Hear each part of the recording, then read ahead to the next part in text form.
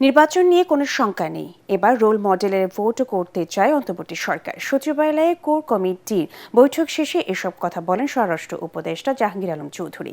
তিনি বলেন, নির্বাচনে আইন শৃঙ্খলা বাহিনীকে নিরপেক্ষ থাকার নির্দেশ দেওয়া হয়েছে। বলা হয়েছে ঊর্ধ্বতন কর্মকর্তারা অবৈধ নির্দেশ পালন না করতে, পাশাপাশি ভোট গ্রহণ কর্মকর্তাদের নিষ্ঠার সাথে দায়িত্ব পালনের নির্দেশ দেওয়া হয়েছে বলেও জানান স্বরাষ্ট্র উপদেষ্টা।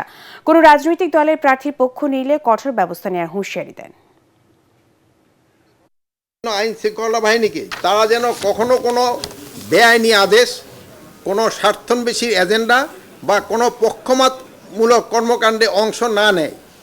এমনকি ঊর্ধ্বতন কর্তৃপক্ষের অবৈধ বা বেআইনি আদেশ মানা যাবে না। সরকারি কর্মকর্তা হিসাবে শতভাগ নিরপেক্ষতার সঙ্গে দায়িত্ব পালন করতে হবে। তারা যেন কোনো প্রার্থী বা এজেন্টের নিকট থেকে কোনো প্রকার অনৈতিক বা অবৈধ আর্থিক সুবিধা গ্রহণ না করে